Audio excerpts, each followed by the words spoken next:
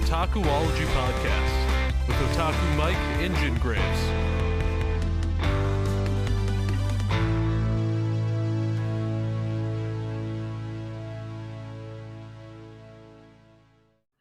Hey guys, what's up here? Jin with another episode of the Otakuology Podcast, where we talk about everything that's virtually nerdy, especially for all of you weebs, freaks, geeks, nerds, and everything else out there.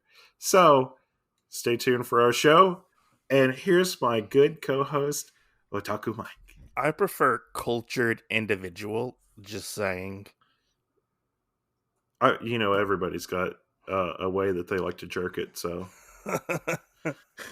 I like to think of us as we're cultured and we're giving to the masses the stuff that we've learned. Well, like they say, different strokes for different blokes. What's your stroke? Right hand, left hand? Fast, slow? All of the above. You're D, all of the above. You're like, don't give away my secrets. Yeah. So, but anyway, guys, on today's show, we will be talking about this. I almost want to call it critically acclaimed because of how many people have talked about it. I feel like it might be critically acclaimed now, and I think it might have taken the world by storm. I agree. There's one other show that this prompted me to want to watch the other one. I think it's called, it's Spanish. It's something Le Costa Esco. Is it Alice in Borderland? No. This other one is Spanish. Oh, okay. And I saw a caption on something before, and it said never trust somebody in a red jumpsuit. Oh, okay. And so this other one, in this one for Squid Game, they have the red jumpsuit with the mask with the triangle, circle, square. Yeah. And the other one, their masks are like white with like Mario mustache, and they have the real big like white eyes. Yeah. In their mask. So this one made me want to watch that one. Oh, okay. But no, Alice in Borderland is on my list too. Okay, that's a manga? Yeah. Did you know it's written by the Hiding Closer guy? I think it is. I think it's written by... I'm not for sure. I can't remember. No, I didn't know that. I think it was written by him, or it was drawn by the guy who did Zom 100. I can't remember. I'll have to check it out later and see. Yeah. But yeah, you want to get into this and talk about what you forced me to watch? Yeah. All right. So today we're looking at spoilers. Just so you know, we will be spoiling this show for you guys. If you want to go watch the show, you can do so on Netflix. Right. It's 9 episodes long. Come back after you watch it and hear our thoughts and opinions on this particular show. But yeah, if you wanted to be spoiled, go ahead and listen. But I just wanted to throw that out there and be like, hey, And not only that, if you've watched it and whatnot, this will be a great podcast for you to listen to anyway, because we will throw out, I feel like, some Easter eggs that maybe a lot of people haven't actually caught. Maybe. I don't know. So... I know one that I'm going to ask you about later on that I want to see if you caught it or not. Oh, I don't know. So I don't know, because if you caught it, you're going to be like, and if you have it, you're going to be like, no shit. What? I don't know if I probably didn't. I don't know. Okay. I'm going to be honest. Like, I fell asleep several times while watching this, so I had to rewind it. Yeah. Not because it wasn't bad, just because I was tired. Right. Oh, yeah. I felt that way a little bit, too, on some stuff, but not as bad as others. Some of the other shows we may cover in the future, I feel the same way about those. So yeah. So, do you want me to get into this and read the premise? Sure. So, a group of 456 people from all walks of life are invited to play a series of children's games with a life-threatening consequences. To have a chance to win basically the equivalent of 38.7 million in money prizes. Yeah. And our main character in this is Sung Gi-hun. Is that how Yeah. you say it? Yeah, Gihon. Gi-hun, who Yeah. is a down and out. He's addicted to gambling. He's basically a piece of shit father. His wife divorced him. He's living with his mother. He has no real ambitions in life other than to basically Does it really say piece of shit folder on No, there? Okay. I'm throwing that out there. Okay. Basically, he's a piece of shit father. Doesn't really spend time with his daughter and stuff like that. And today, in the show, when the show starts, it's his daughter's birthday, and he doesn't even have enough money to take his daughter out to get something to eat, or buy a present, really. Right. And his mother gives him some money and stuff like that, and he spends the day with his daughter. We find out that he gambles all of his money away, wins a bunch of money, and he has some loan sharks that come after him. He ends up losing the money because he gets pickpocketed by a particular woman who will show up later on in the show. Spoilers. I was like, is this all on a description? No, I'm talking about the show right now. Okay. I'm just going into it, okay? I was like, man, this description's really descriptive. No, the premise is literally like 2 sentences. Okay. Yeah. Okay. Yeah. And so okay, so let's get into it a little bit, because I thought you were still reading the premise. No. So, from my understanding on part of it, that he only gets to see his daughter once a year because of the mom. Yeah, okay. He only gets to see her on her birthday. Okay. Which is weird because of, everything. Like, I would feel weird only getting to see my kid, like, on their birthday. Yeah, but you could think it is set in South Korea. He is very much about himself. He's very what's the word I'm looking for? Very self-absorbed and very like he wants to get his next fix when it comes to gambling and get his next possible big break when it comes to winning. So he's pretty self-absorbed into himself, Right. He even when he takes his daughter out to get he was gonna take her out to get fried chicken, but she couldn't get fried chicken. And even the present he gets her, it looks like they went out for hot dogs. Well, it wasn't. I don't know what it was exactly. They say it in the thing, but I don't remember what it was. He doesn't even really have enough money to buy a gift for her. He gives her like a crane game gift.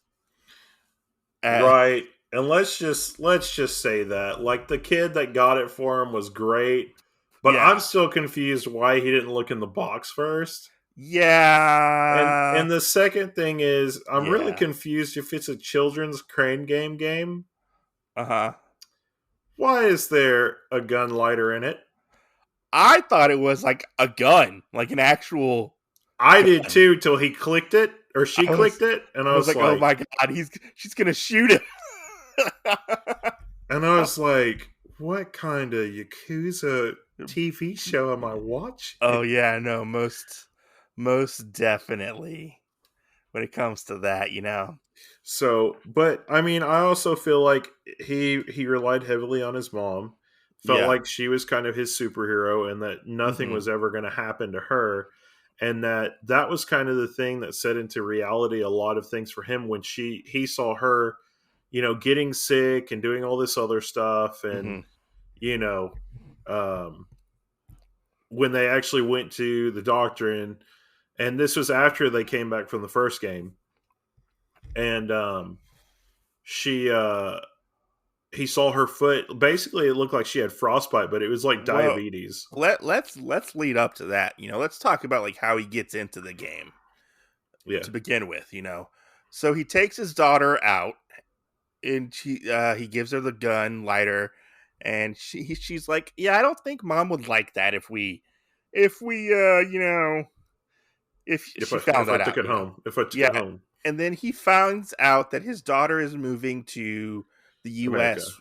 Yeah, Yeah. to America, because her stepfather got a job for I don't remember what exactly, but they're Yeah. moving there. Yeah, it was a promotion. Yeah, promotion with his job, and he's like takes her home and says bye and kind of goes off and is I want to say like he's like sad about it, but he meets this mysterious man.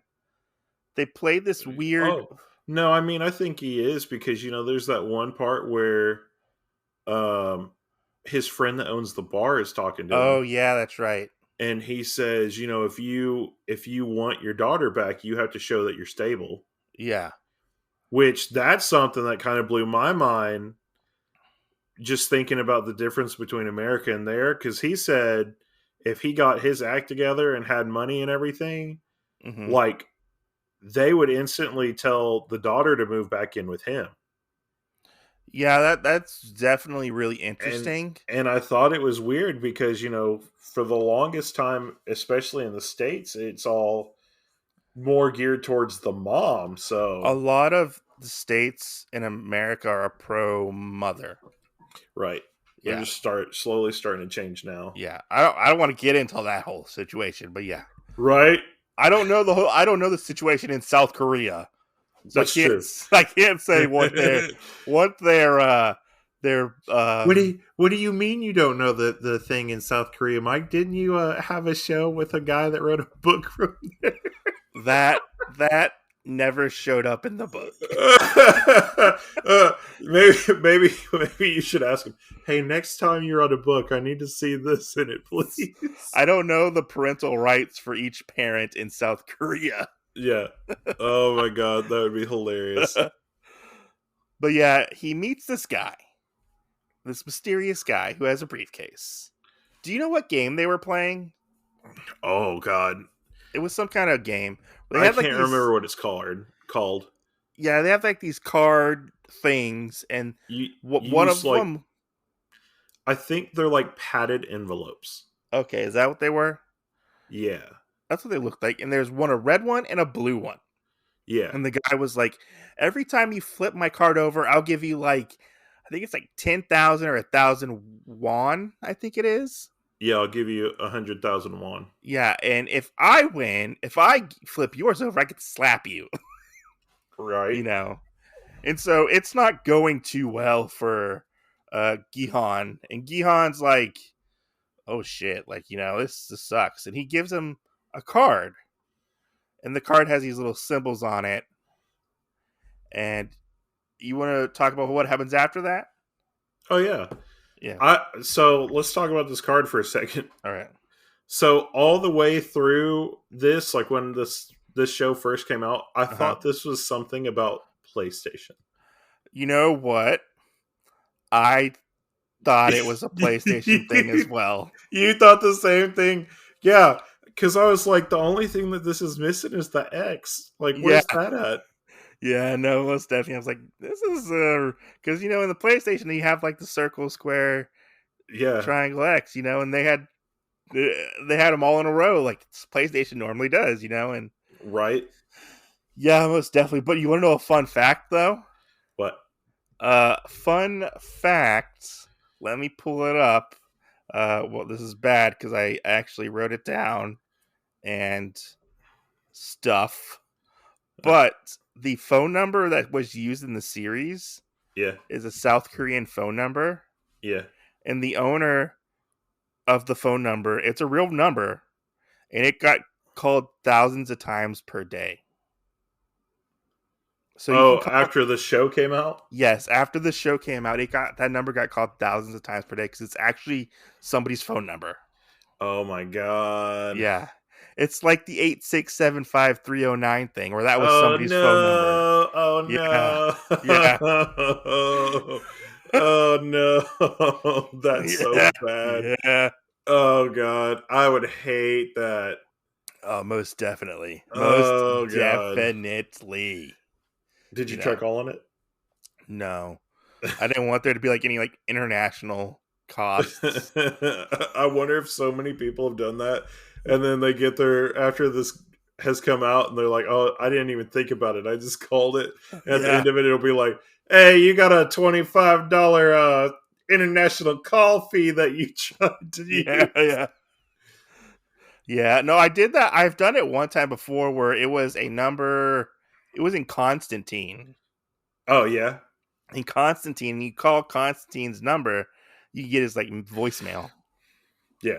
Yeah, I've done that before. I think I've And there only was done. one actually. I It think was I've only done the Kratos one. There was one recently where it was in a Thor comic book, Yeah, and Thor wrote, "If found, call Tony Stark on his hammer." yeah. And if you called the number, like Tony Stark's voicemail would answer That's awesome. in the comic. Like you would call the number in the comic book. Yeah, Yeah. Anyways, that's awesome. so he gets into this game with 400 and whatever people. What number was he? He was for number 456. Yeah. He gets into this game. They're in the game. They wake up. There's these huge bunk beds. He Oh finds my out god, massive. massive bunk beds. They're like 4 or 5 bunk beds high, I think they are. Yeah.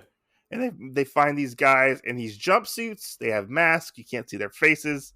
And he finds out his childhood friend, Song Woo, is there. And Song Woo is the golden boy of their... Oh, so let me tell you this real quick.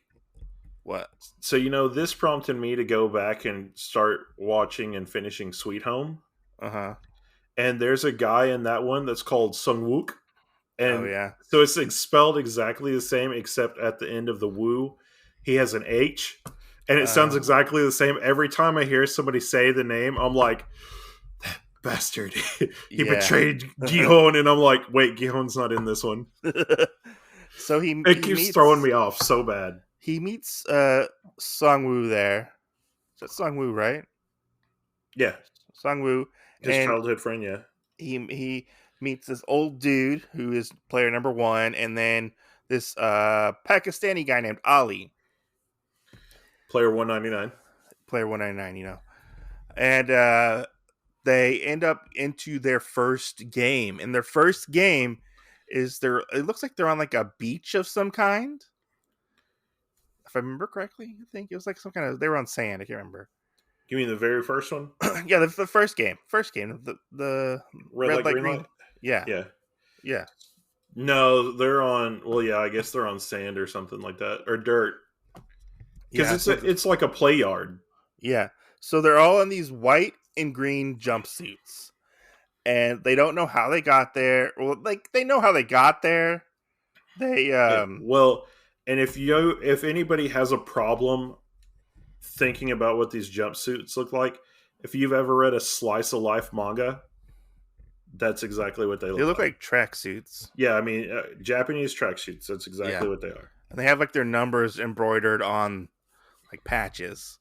Yeah, and on their t-shirts. Yeah, and so like they're gonna play. They're like, "You're here to play a game," and they're like, the voice is like, yeah," and whoever doesn't make it out dies after this thing, And they don't even think about it. They don't even think about it. They're like trying to get out and trying to run, and they figure it out. They have to play red light, green light. Yeah. And so they have to run, get to the end of this section of the yard. And whenever the creepy girl robot turns her face away, it's go. Whenever she turns it back, if they catch you moving, you get shot. You just get shot dead. And after this scene was really cool. I have to say, like, I thought it was very well done. Yeah. And eventually they do make it out. Barely, some of them do. But it's something like 100 people end up dying. Yeah. Something like that. And they have this big piggy bank. Oh, wait, you mean from this one? Yeah. This one, it was the number dropped down to 201. Okay. So Okay. from 456, it took out 255. Okay. Okay. And so they get there, they win the game. All these people die. There's this big piggy bank up in the air, and all this money drops down into it. Because if you die, your money goes into the pot. Yeah. And And, so, and your life is worth 100,000 yen. yeah, something like that. Which, did you think that was kind of low? Well, because I was thinking that's how much the guy offered him was 100,000 yen for It was playing. won. It's won, not yen. Well, yeah, well, but the guy that basically had said, "Hey, let me give you this card." Yeah. Like, I thought that was the same price that he offered him. I'm like, is your life only worth 100,000 won? I guess so. Because I was like, that's how much you played this game for. Like, that doesn't make any sense. Yeah, But and they also we forgot to mention he signed over his rights to his body as well at one oh point. yeah, before to the Yeah. people. Yeah, he signed over his rights to his body. And so they finish this game, everybody's terrorized and stuff like that. Which let me ask you on that. Do Uh-huh. you think the people that were out to do that, because we also found out the guy with the snake on his face, I can't remember his name, also had a run-in with part of those people. I think he was with the same loan shark gang. Yeah, and then they turned on him. Yeah. Because he stole money. Yeah. I So, think it was. but do you think that the loan shark people actually work with the people that ran the game? That I don't know. Okay. Maybe they worked for the people who were selling the organs. Yeah. I'm That's guessing. true too. I didn't even Yeah. think about that. Did you find out who the host was? The host? Yeah. What do you mean? Remember they kept saying the host, will the host be joining us? Oh yeah, it's the old guy. Yeah. Yeah, spoilers. So, well, here's something, and I want to ask this now.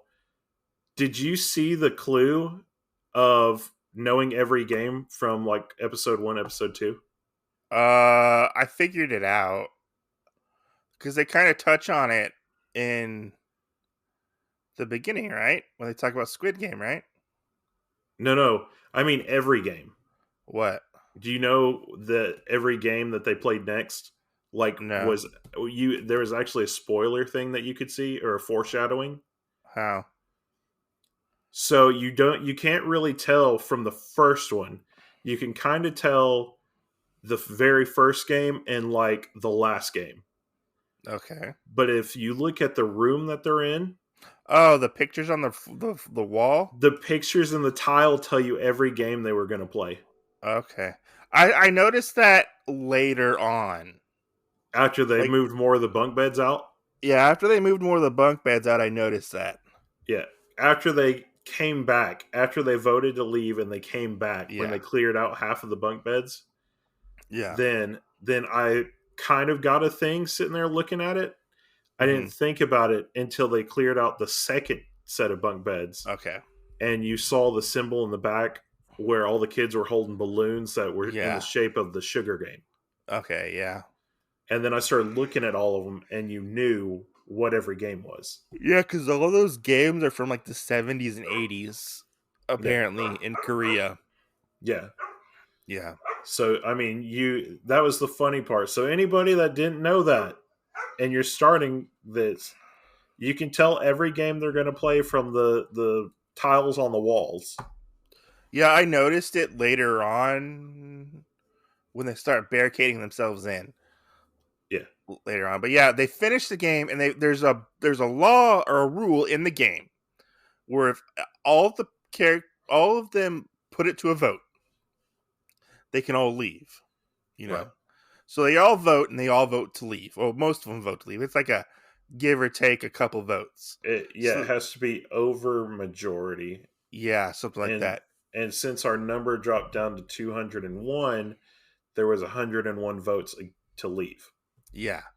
And so they all get tossed out in the middle of nowhere. And this is where I kind of got a little bored a little bit, but I can see why they did it, to bring sympathy to other characters as well as our main character Yeah. in the aspect. Because so we spend a whole entire, I think a day or something out in the real world. I think it was closer to a week. Was it a week? Okay. Yeah, I think it was closer to a week. And we find out what happened and why our other characters are at down on their luck, on their last leg type of thing, And we get all this, we find out that his friend laundered a bunch of money and stole stuff, and he's not as. So this is what I think about that. Is I think that they actually gave part of the information to different people to have that stuff get worse. Oh yeah? Yeah. I think Gihon is probably the only one that that it was natural for his mom getting sick and everything. Yeah. For the girl, the pickpocket. The pickpocket, her family was in North Korea. Right. And they were trying to basically cross the border. Yeah. And her dad was shot, so they were still trying to get her mom, and she actually got out and got sent back. Yeah. But she goes to talk to the person to try and pay the money for them to get out. And he said that the person ran off with it. Yeah. So I think maybe that was connected into it. You think so? Yeah. And what's the main guy's best friend? Sungwoo. Songwoo, yeah. So Songwoo, I think they actually were like, hey, we dropped him off here. Because then they started snooping around trying to find out because of his money laundering and stuff. Yeah. Yeah. And you find out all this stuff, and all this stuff is bad's happening. And Gihon's mom has diabetes, and she's not doing so well. And that's his incentive to go back into the game. Right. And he goes back into the game with a little help from a police officer named... What did you think on that? What? About, diabetes was a big thing there. I can see it. I had another friend that pointed it out, and they go, man, if somebody was in the same situation, but this took place in America, and they said they had diabetes, the person it would be a totally different situation. Yeah, but also his mom left the hospital. That's true. She didn't get the proper care she needed. That's true. But also, we don't know the medical system over there, so we don't know if it costs more. That's true too. Yeah. So while this is going on, Junho, who is a police officer, meets up with Jihan, and Jihan, they don't really work together, but he kind of follows him to... No, he kind of pulled what is it in Death Note, where Light talks to the female detective. Yeah. It kind of pulls a situation like that. He kites Jihon for information without Jihon knowing that's what's going on. And then he ends up sneaking into the facility where the games are being held. Yeah, and he tells the vans and everything. Yeah. And so we have Did you think that whole part was funny? I couldn't help but laugh on the whole with him sneaking into the van thing. And he was behind the van, and then they all walked off. Yeah. To get the scanners, and then he hid in everybody that was asleep. Oh yeah. And let the guy sit there and scan his ears, trying to find this little chip that was in everybody. Yeah. And then got him, and I was like, and then you sat there, put the stuff on, threw the body overboard, and I was like, oh my god, I mean, I'm gonna be honest. I was surprised he didn't get caught sooner.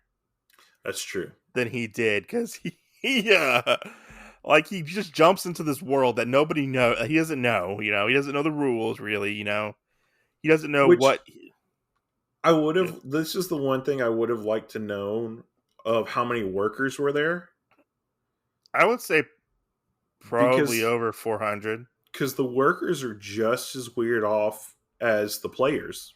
Yeah, And they can't show their faces or anything because that's a disadvantage. true. And you could say they're basically kind of locked in as well. But the weird thing is out of like you said, out of 400, Uh-huh. it's really weird that he got lopped in with the group that was stealing organs. Yes. And I Yeah. was like, how out of all these people do you get lopped in with this one group out of them? That is definitely true. So what happens next after they get back into the games? Oh, I think part of the players get dwindled, right? Because they don't bring everybody back. Well, a lot of them yeah, some of them don't. Some of them don't come back. Yes. Because I thought it was like 25 that didn't come back or so. Yeah, something like that. So what happens next? Oh, then they go into the second game. What is the second game? The second game was, oh my god, It was the honeycomb. was the honeycomb the second Yeah, one? it was the honeycomb thing.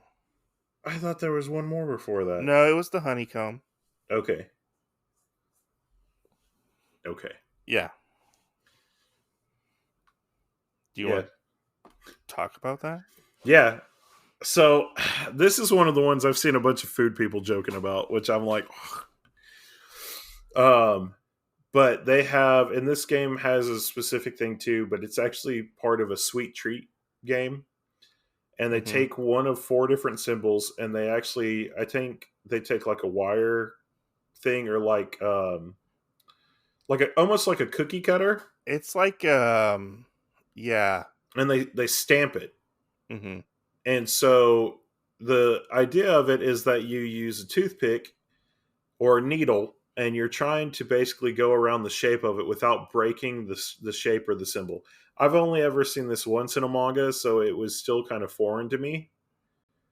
Mm-hmm. So I mean, it's not that big of a thing that a lot of people show. Yeah. But I did really kind of enjoy it. But you have to go around the symbol and figure out what you're going to do without breaking the symbol that's in the middle of this honeycomb thing, and work around it. Yeah, and it's a square, circle, star, and umbrella, right? Yeah. And so yeah, they're in this humongous giant playground. That's and true. they all pick they create a team with the old guy, his best friend, and Ali. They all end up creating like a team, and it's like a divide and conquer situation. Yeah. And they all pick one, and Jihan is screwed because he gets the umbrella. Although I feel like Sunghoon, is it Sunghoon? He kind of screwed Jihan over a little bit. Just saying. Sungwoo? Yeah, Sungwoo screwed Jihan over a little bit on this because he knew what game was coming when he saw everything. Oh yeah, he did. And he put everything together. He did. Whenever he asked the girl about the thing, and she said, "I saw them doing all the sugar." Yeah, because she ended up, before the game started, she went with this other girl who she ended up going through the air vents and looking at, like, kind of exploring to see what was going on. Can I just tell you, I think she was one of my favorite characters. The crazy lady. Oh, the one who pretended to have diarrhea? Yeah. Or constipation? Yeah, because she always pronounced her name, too. Yeah. I don't remember what her name was. I think it was like Haiwoon. Was it Haiwu? Maybe. I don't remember what a lot of their names were. No, if I say something, that I'm gonna say like old guy or something. Yeah, that was the thing that I always had a problem with. Yeah, with especially even in Korean manga, because there's 3 parts to a name. Yeah. So, Yeah. but yeah, So they get into this game, and Jihan is like fucking screwed. He is definitely. screwed, and he's like, "Oh my god, I'm gonna die," because they have like 10 minutes, I think it is, to do this, Yeah. and people are dying around them left and right. Yeah, because they keep breaking it. Yeah, and he figures out that he can just lick it. Yeah, he holds it up to the light and realizes, oh my god, you can see around the cracks. Yeah, he licks it, and he makes it moist enough and wet that he gets the umbrella out just in the nick of time Yeah. to get it out. You know. It almost makes me think, this part when he was sitting there doing that made me think about like a dog with a bone, where they're sitting there Yeah. sometimes and they stop chewing on it and they just start. And then That's like, then you see everybody else just start licking licking their honeycombs as well. yeah. 'Cause they're like, "Oh man, yeah, let's get." Well, get did you this, see the guy at the very beginning when they first gave it to him and he took a bite out of his? And I was like, oh no, you're so No. foolish.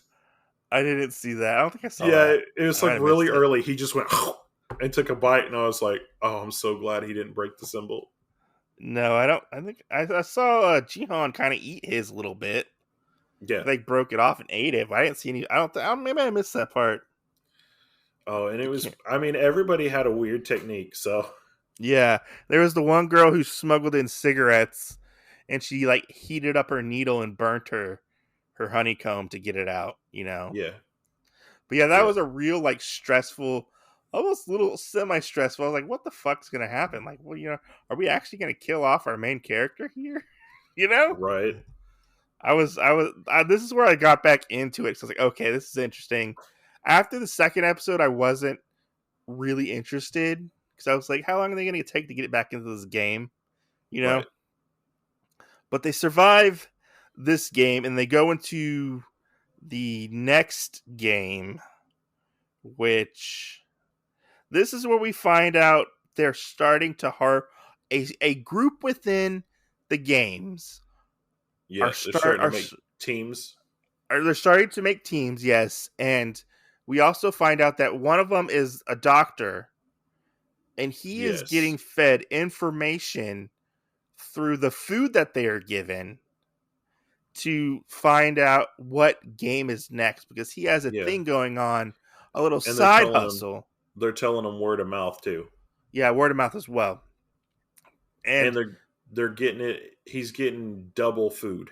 Yeah, he's getting double food, and he is basically helping this little group over on the side after the game's end harvest organs to sell on the black market. Yes. You know, so that's where we find out about that, and then we see them go through, and they make another team. They get another team together, and we get tug of war. Where they start playing tug of war. You know. Was that the next one? Yeah, next one was tug of war. Okay. I have it pulled I up. feel like I feel like there's one more in between, like one of those games, and I can't remember what it. No, would be. because number 3 was Man in the Umbrella, which was the reference to the umbrella. Right. You know. Okay. Yeah, and this one, which was stick to the team, which is the tug of war episode. Okay. Yeah. And so we see this episode. We're kind of glossing over a lot of stuff here, you know. But we get this. They're like, it's like, how would you describe the tug of war thing? To be exact. Regular tug of war. No, like, how would you describe like the setting? Oh, it's a tug of war over a pit. Yeah. I mean, like, and then the other thing is after you become a clear loser, like there's a guillotine that cuts the rope in half. Well, and also they're chained to the rope. This is true too. Yeah. So you're suspended on this, like, I was sitting there thinking it would be really cool for them to have like one team.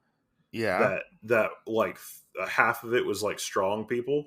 Yeah. And their people like fell off, and the people pulled them back, and were able to like pull the entire group like back over. Uh-huh. I was like, that would have been cool to see. That kind of sort of happens a little bit. Yeah, it does a little bit. A little bit, you know. But yeah, so we get this team that is made up of like gang members, kind of, and they are first up, and they have to. The other people are watching this game happen, and they're like suspended over this. I don't know what you call it. These two elevator lift things, and it looks like almost like a road, kind of like construction thing. And there's a gap in the middle, and they're all chained to this rope, and then they all fall. You know, Yeah. what happens next? Like that's how it is. That's how it is. Like Oh, they. I mean, you fall from such a height, like there's almost no way for you to survive. Yeah, I think out of everybody that fell, we saw maybe 3 of them that survived, and they went in after him with a gun. So yeah. There were some of them that did survive, but they had like this. They listened to the old man actually, um, on how to win tug of war, which is pretty cool. yeah, Which they didn't. They were going up which I thought they were gonna have to continue to compete in tug of war. I didn't know it was like a one thing elimination. Like you win, you get to go back. right, I didn't know that was gonna be like. I thought they were gonna have to continuously play. Honestly, right. No, at first, after the first team got sent back, I was like, oh, okay, yeah, because I thought it was going to be like a tournament set thing too, but it wasn't. yeah, But that yeah. that was crazy. That is definitely true. Because I also thought that the weird thing is like, so if you really listen to like Gihon talk to the old man sometimes, Mm-hmm. like between either him sounding confident or his enjoyment of it or something like that, Mm-hmm. I had a strange feeling that he knew every game already. You think so? You think so? Yeah. Well, then when you find out later on that he's actually the host, then it makes sense that he knew about what every game was going to be. Yeah. Because then you have to think about too, especially with all the people in the gold masks or whatever, Mm-hmm. the donors. Yeah. You have to think about the host is actually the person that gets to set everything up.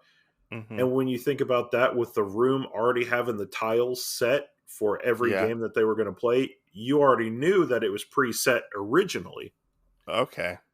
So I think he was in it, and he already knew because he wanted to play in the game, which we did see that already. Yeah. We saw the part where he, what was the dude in the black mask name? The front man. Yeah, the front man. Yeah. We found out basically that the front man, that's all he was like the event coordinator. Yeah. Yeah.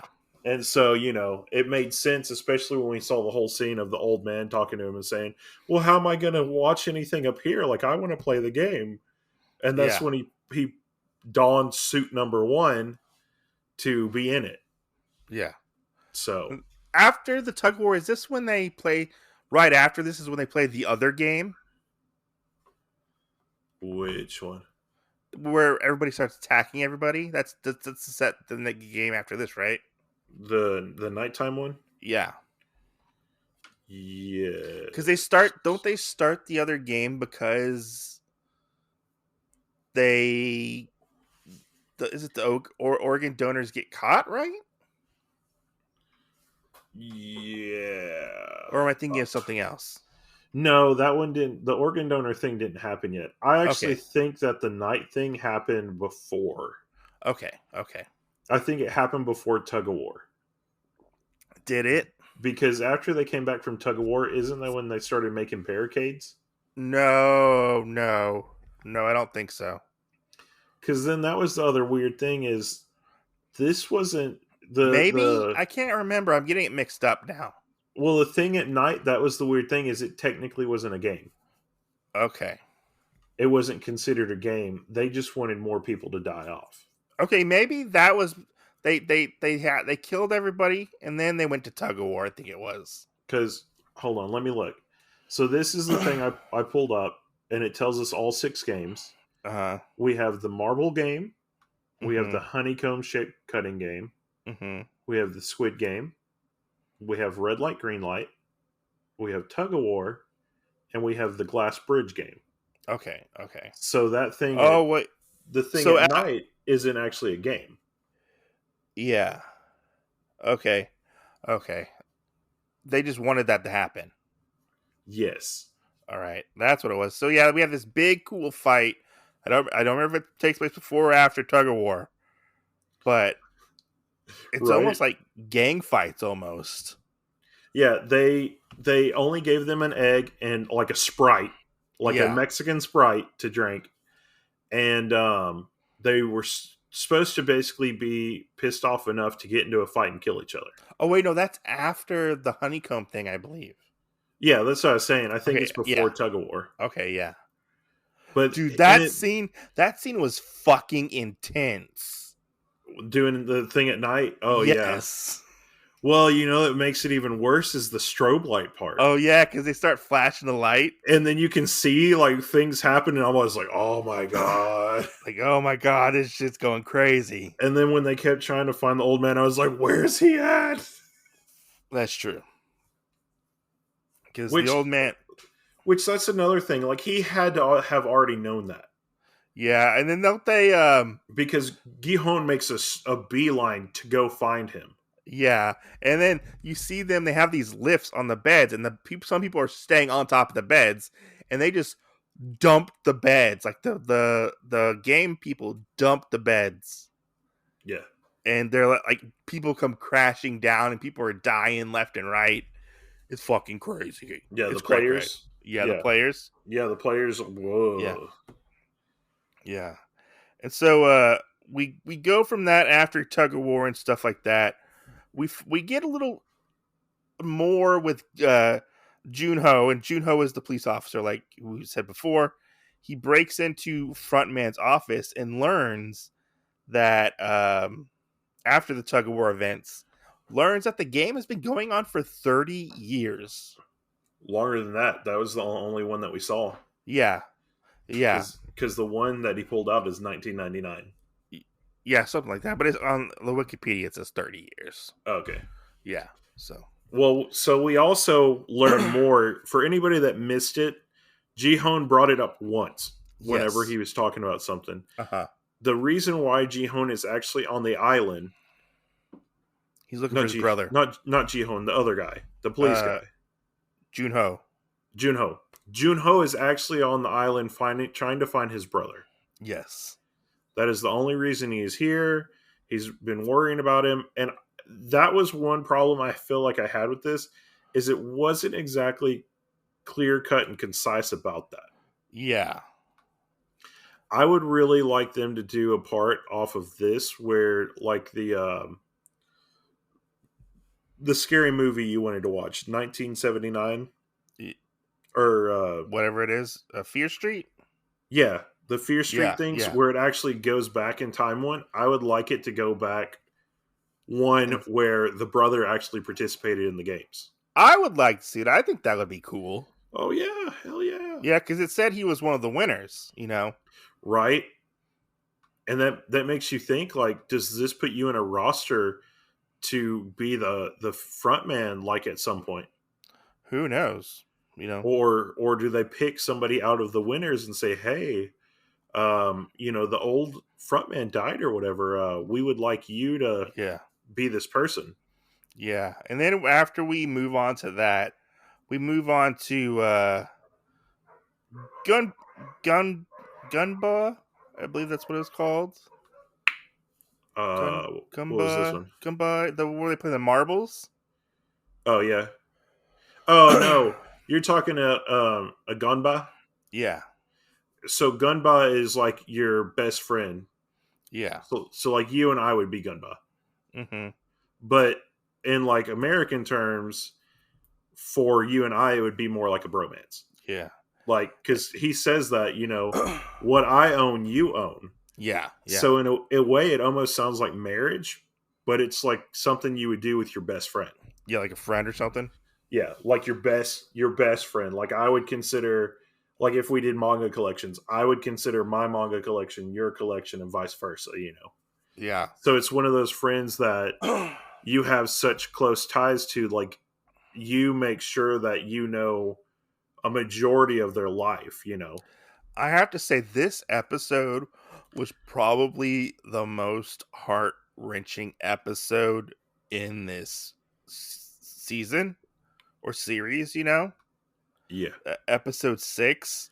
So in episode 6, they I hated this. basically, I hated this episode. um, Junho secretly watches Frontman and learns that there's going to be VIPs showing up with Right. this soon to watch the ending of the games. Because I believe they're watching already. Yeah.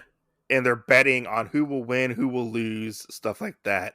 Yeah. And we get into the next game, and we start to learn more and more about our other characters within the game itself and why they're there and stuff like that. Yeah. We get more of an information boost. And So which one would you like to pick first what? of the people For what? that we're going to talk about? Let's take the least one that you and I care about, which is the Yakuza guy with the snake on his face. Oh, yeah, he's a fucking little bastard. So that was fucking hilarious. I think I love his whole gamble with the other guy. Yeah. Which, here's the weird thing. And you'll have to go back and watch this part and catch what the guy says. The fat guy that's his friend in this Yeah. starts getting cocky with him. Yeah. And he goes, I'm really good at putting things in holes. Oh, and he's like, "Nyeh." Yeah. And so that either like made me think that he was either a pedophile or a rapist. Oh, yeah, that's good. Because when he did that, I was like, the hell? Yeah, that was weird, Like, so in this next game, they're in this simulation for like a town. Yeah. Like, and it's actually the old guy's like hometown. Yeah, we'll get to that later. Yeah. And they're all given a bag of marbles with 10 marbles. They have to pick a partner, and they have to figure out how to get the marbles or win the other 10 marbles from their said partner. Opponent, Yeah.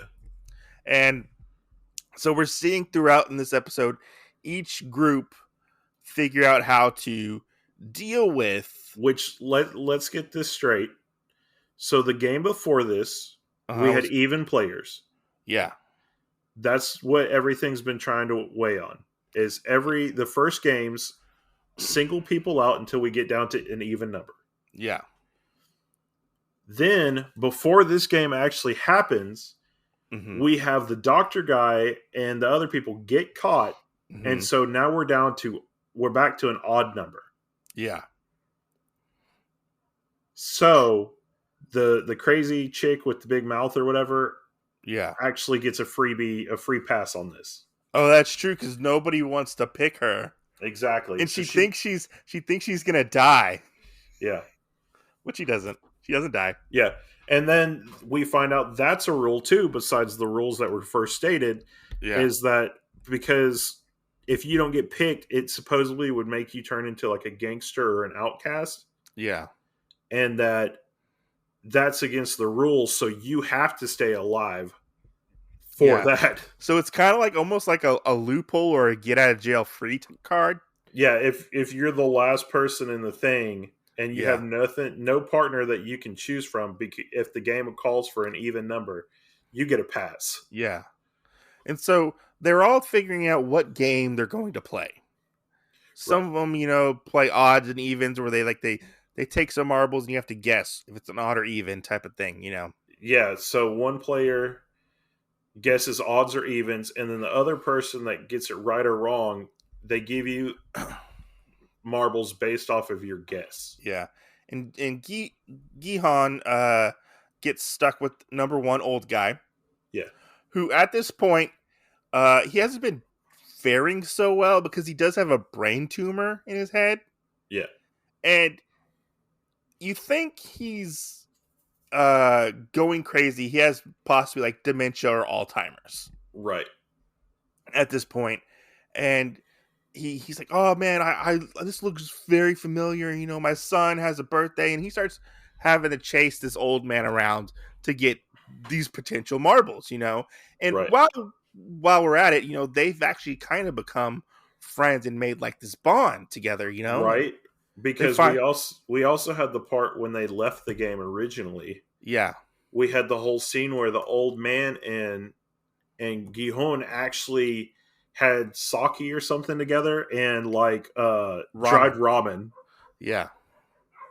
So So yeah, they're actually friends. Well, they become friends, or like, you know, and they're finding out that, oh, you have to play against this other person. You know, you're going to be the cause of their death if you right, win. You know, right. and Which did you think anything right before this game happened in the symbolage of um Gihon took his jacket off and wrapped it around him because remember the old man peed his pants.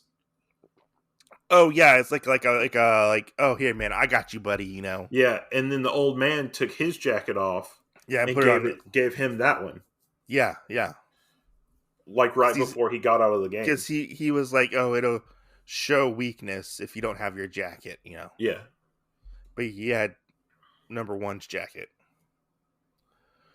yeah. So he's trying to get these marbles. Can we talk about Sung Hoon and his little story with Ali? Let's do his after.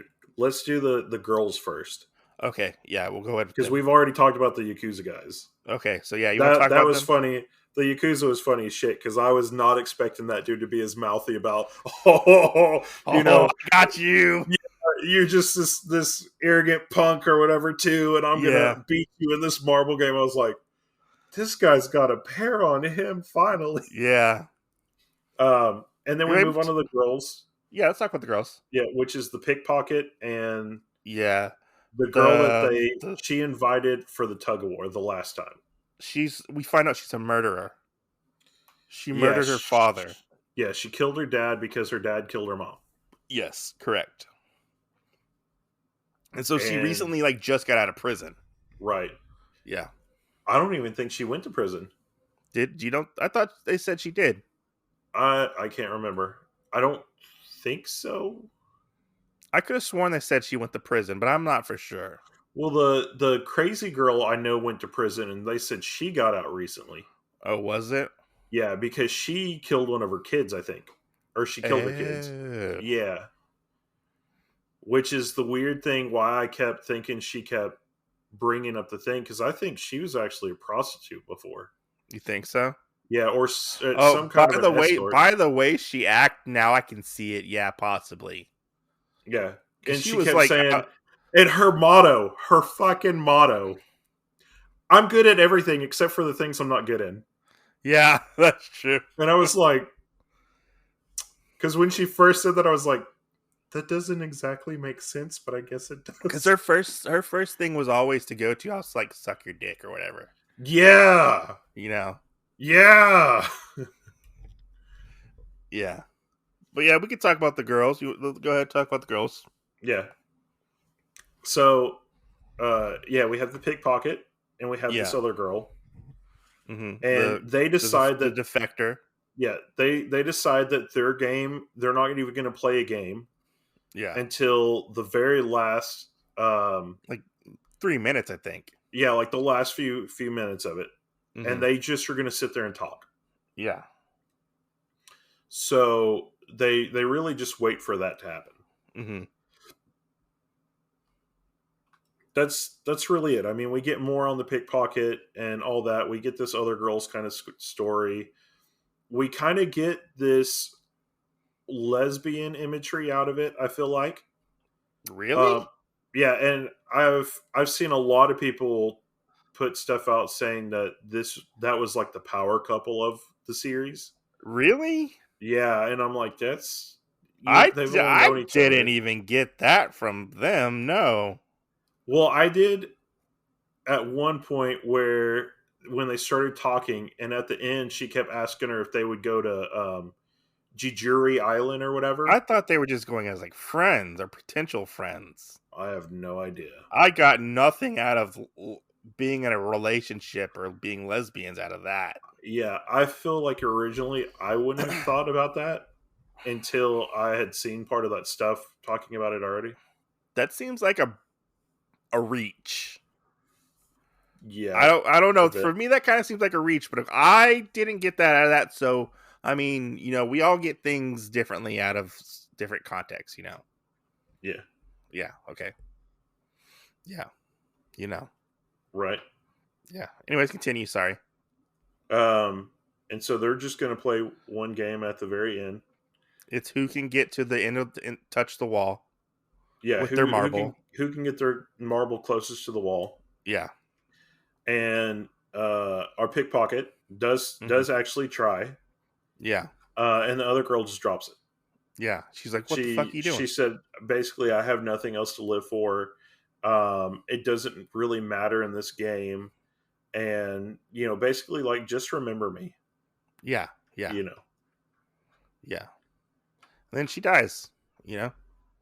She gets shot in the head. Yeah. Yeah. So then we go to Sung-woo and Ollie. Yeah. Oh my god. Oh my god. Oh my god. Yeah. Oh my god. Sung-woo is a bastard. Oh yeah. Like I thought he was out for the team, and then that bastard. Yeah. Oh, because Ali is like the nicest person other than Gihan. He is the nicest person in this fucking game. yeah. Like, and he's really honest about himself. He wants to do everything for his family. Yeah. He's trying to do all that stuff, and he's out for the best, but he wants a fair run at everything. Yeah, he's a foreigner in a different country, Yeah, he comes from Pakistan. Yeah. We do find that out. Sent his wife and child back because they came for money. Mm-hmm. Just like a lot of people come to America. Yeah. And there wasn't an outlet. Like, basically, he got treated as bad as most Spanish people are treated here in America. Yeah.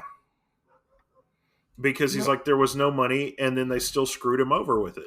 And he got in trouble because he tried to get money from his boss. And Which, let's just talk about that. That dude was a lying sack of shit. Okay? Oh, yeah. He worked at like this like metal shop, it looked like.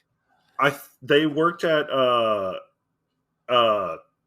clothes shop. Was it? I think so, because those were presses. Okay. Like how you would wring the water out of your clothes and stuff. Okay. And the guy gets his hand all fucked up, and he steals this money.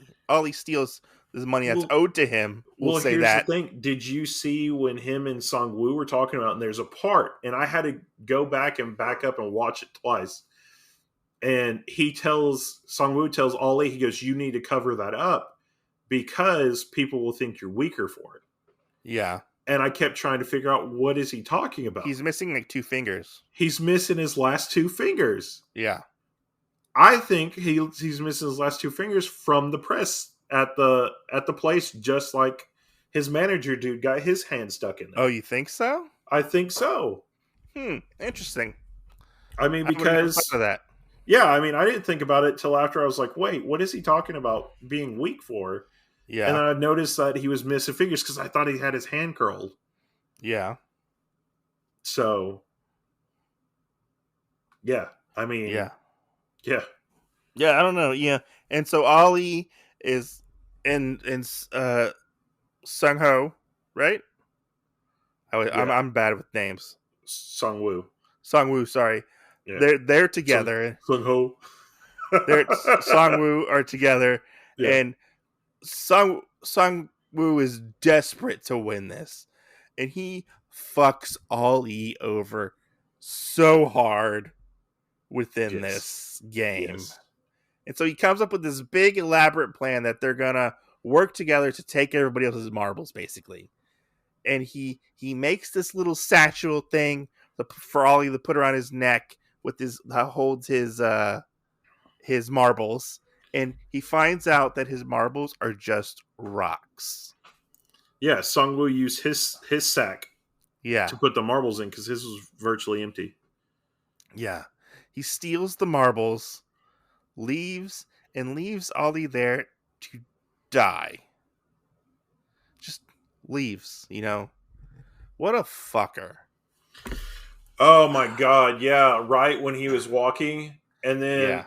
and then you get the whole lost child feel from Ali because he goes Yes. back and then he starts realizing what happened. Yeah. And Sung Woo gets all the way to the door and you hear Ollie go, Sung Woo! Yeah, and he Oh he my god. he like stops. You can see Ollie in the back, and Ollie dies.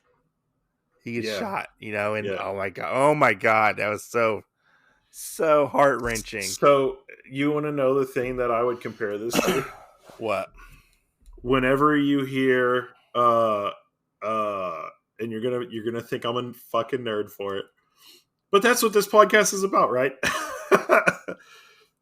In Braveheart, whenever at the very end, when William Wallace does the yell for freedom and the old guy is sitting there and was like, what? I got that same impression from Sung Woo with this. I guess. I don't know. It's been a long time since I've seen Braveheart, so your reference kind of goes over my head with that. Upset? Sorry. I watched Braveheart when I was a child. Yeah. But yeah. And so Whatever. Sung Woo gets out, and we're left with Jihan and Old Man. And Jihan kind of like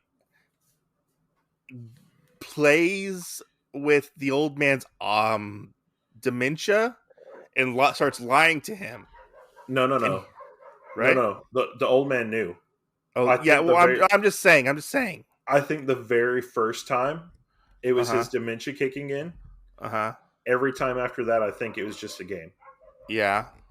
Yeah, because he forgot the very first time, and then he played it up because he knew that it happened. Yeah. I feel like, and he kept letting Jihoon do it to him Okay.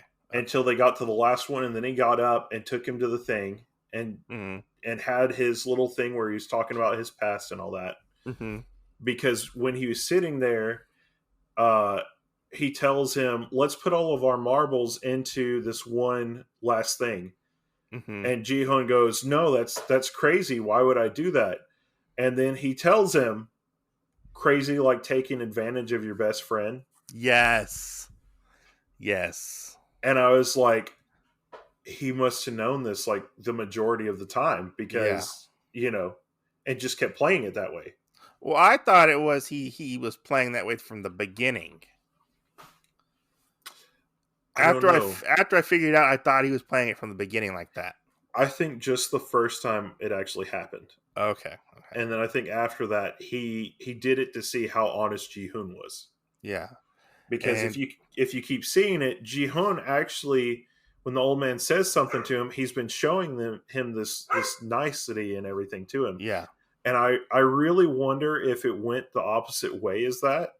Mm-hmm. If the old man would save Jihoon out of the game. Possibly. Because he had the power to do that. Yeah. True. So I really wonder.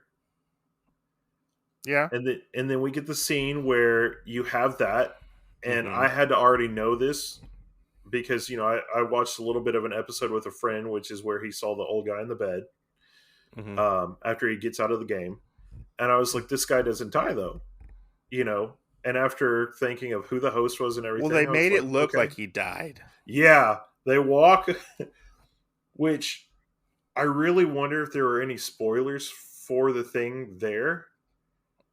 Whenever you see Jihoon walking and you see the back of the worker, you see the back of his head over the wall. That I don't know. And so I wondered if there was anything there. I didn't go back and watch it, but I thought maybe there might be something there. Yeah. So, but yeah, he got pulled out of the game. Yeah, he got pulled out of the game. And they go on to the next event. We meet all the VIPs. Which let me just say, all these VIPs are creepy as fuck. This is true. They're fucking creepy. And I have a question because in the room you see these they look like naked mannequins. They're people. Were they actually people? They were actually people. Because there was one where the guy was resting his head on a pair of tits. Yeah, where the girl was laying on the back of the couch or whatever. And I could have swore one of those tits moved. Yeah, but I wasn't for sure. Everybody if it was, moved. I wasn't for sure because they were still on awful for quite a while. You know, Yeah. I don't know. That's just me. I didn't know they didn't go into that, but there were a lot of titties in this part. No, a lot of titties. Because I thought they were like statues that were standing there. Yeah, I did too. Because when it first comes in, there's one of them standing up and there's one of them laying down or sitting on the couch. Yeah, there's one like leaning over a couch too. Yeah. Well, no, not at first. Was it? Okay. Yeah, the female is always sitting on the couch and the guy is standing beside it. And then after the VIPs actually get in there, they all move. Okay, maybe I missed that. Because there's one of them where the guy was resting his feet on the person's back. Uh-huh. The crazy guy that tries to get Junho or whatever. Uh-huh. Junho. Yeah. He's got his head laying on the girl's chest. Mm-hmm. And the male one for him is sitting on the floor or laying on the floor with a tray of food on his back. Okay, I must have missed that. Yeah, so I mean, when it goes to each and every one of them, all their people are arranged differently. Oh. And then you have the two in the very back that they keep showing from the camera angle of them showing the game. Yeah.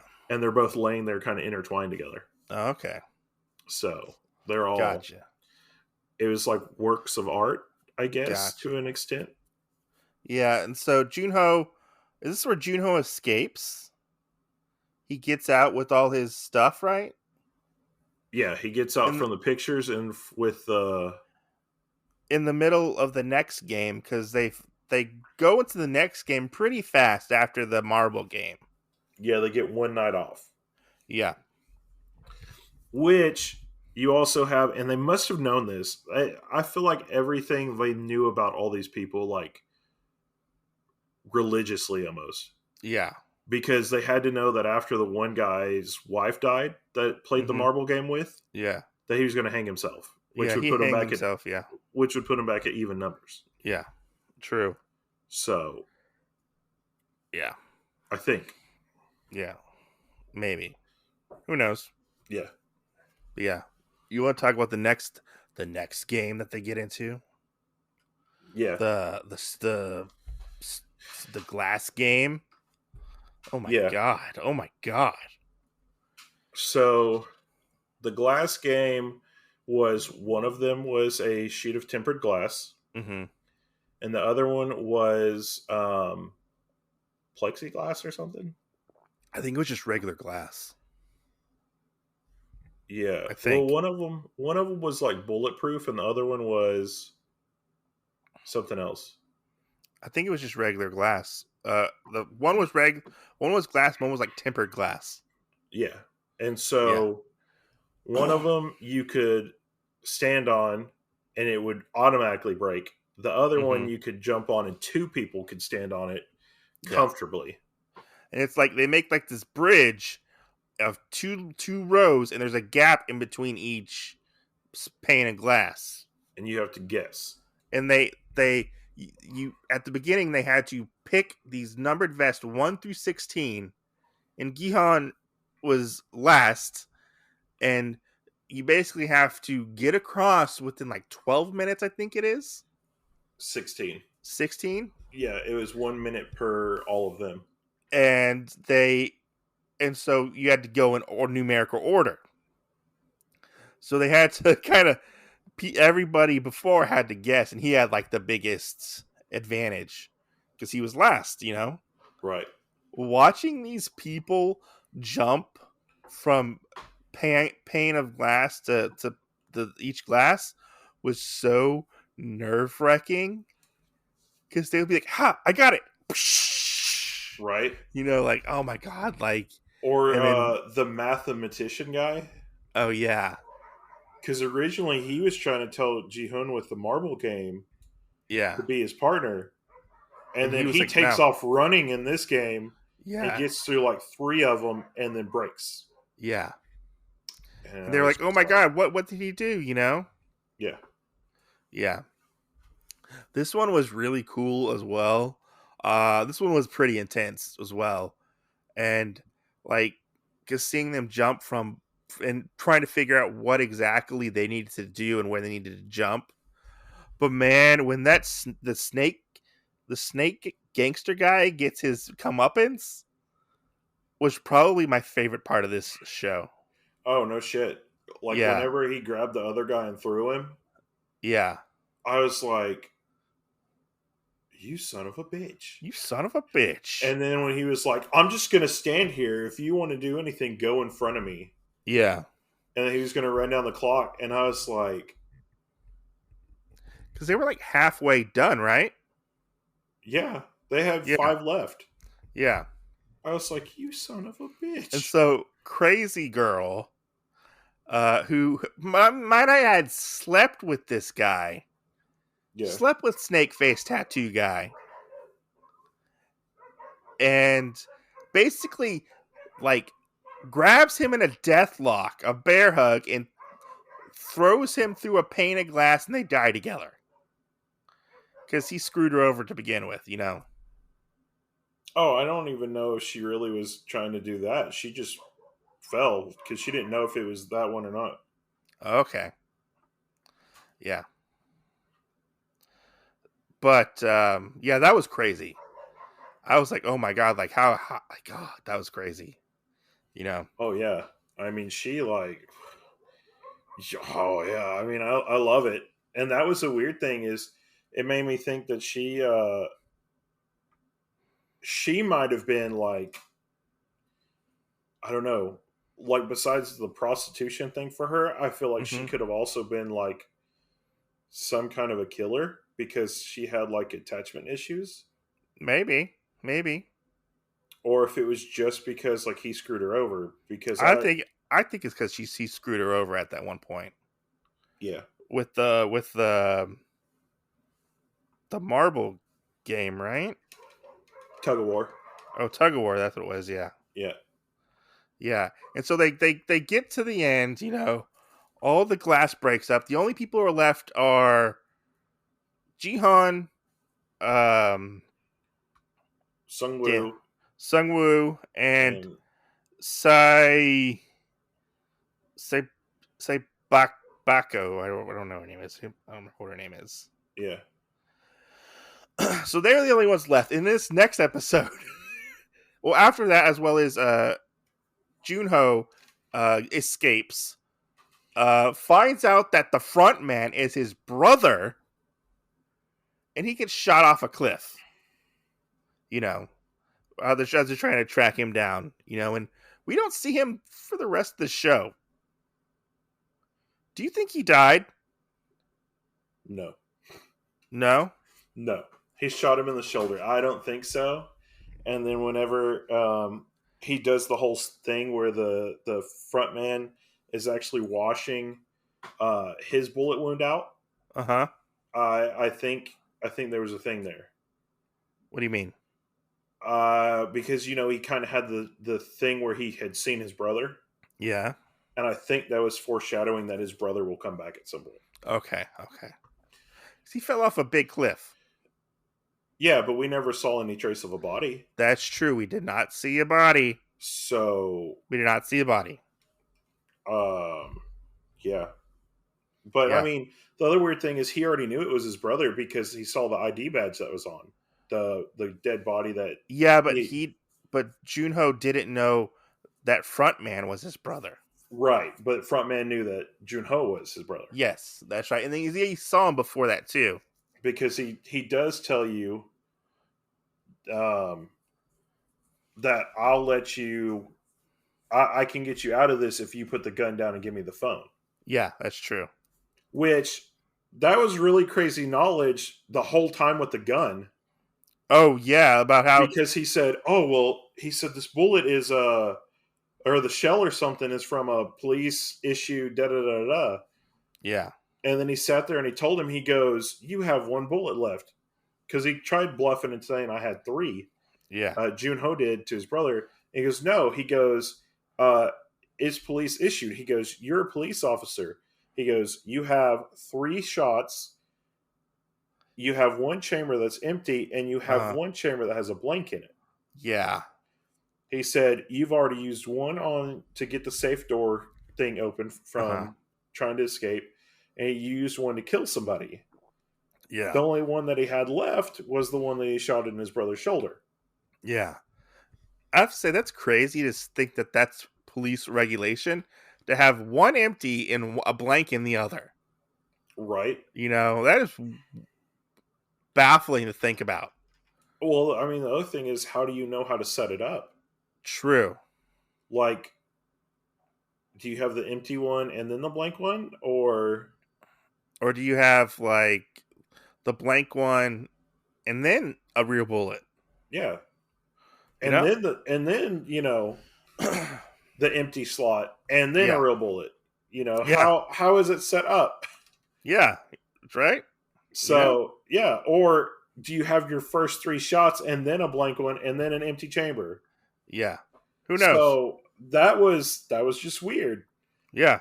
And because I was sitting there thinking, like, if he shoots, like, is it going to be the blank one? Yeah. Or does he really still have a bullet? Who knows? And then the other thing I was thinking is, why don't you have more bullets on you? Yeah. I'm very confused. Yeah, why didn't he grab bullets from, like, why didn't he have, like, more, like, any, like, guns on him? Like, because he was a guard, Yeah, well, I mean, that was the other thing I was confused about as well, is, like, there were tons of weapons anywhere he could have grabbed. And then the other thing that I was confused about is, if he knew he was telling these people to go find his brother, why didn't he bring more bullets? Yeah. So, it was kind of a weird situation that I'm not sure how I feel about it. Yeah. Who knows? So after the game, we have the 3 people left, the finalists. Which, like I texted you earlier when you said you were on episode 8. Yeah. And I said, technically there's 9. Would you agree with what I sent you earlier, saying that episode 8 is actually supposed to be attached to episode 9? Well, it said in the Wikipedia, it says 8 and 9. Okay. Yeah. Because I think it was just a shorter episode. But it's shorter, like, even past half. That was the thing that got me. But most of this episode is spent after the glass game. All the glass blows up. Yeah. The girl gets glass stuck in her abdomen, like a big shard of glass, a big piece of glass. Which I don't see how they didn't notice that. Like the other people. Yeah, she kept it covered. Okay. And then, so they have this big fancy dinner where they all eat steak and stuff like that. And I kind of laughed at this point where they take all their stuff away and they have a nice meal. They leave them the steak knife, and that is it. So they all have a knife. Yeah. And then they clear out the tables. Yeah, they clear out the tables. And they kind of all go their separate ways. Gihan and Sunghoon, go their separate ways. And the girl, and he goes to check on the girl. Jihan does, because he notices that she's not doing very well. And he's getting ready. Jihan is getting ready to go kill Sungho, and because he's falling asleep, and she stops him from killing him. Sorry, because at this point, Jihan has not killed anybody, technically. Or I guess he kind of has. But, I don't know. He killed somebody in the tug-of-war game. Not by himself. Not by himself, he has yet to kill anybody. Except for supposedly the old guy. No, he didn't even kill him by himself. Well, you know what I mean. He just beat him in the game. Yeah. And she's like, no, don't do it. And he notices the wound on her stomach, and he goes to the door, and he's like, hey, somebody's dying. People come in to help. He turns around, and Sung-ho has killed the other opponent. Sung-woo. You know, Sung-woo, sorry. Sung-woo has killed the other opponent. Sung-ho! I don't like how calling Sung-ho. Sung-woo kills the other opponent. Yeah. Jihan is like livid at this point. It just adds one more thing to the bucket of hating Sung-woo. Yeah, hating Sung-woo. It's like, you killed Ali. You killed Ali. You killed her. Yeah. He pushed the that goon. one guy who knew about the glass. Yeah, he pushed the guy that was spot 14. Yeah.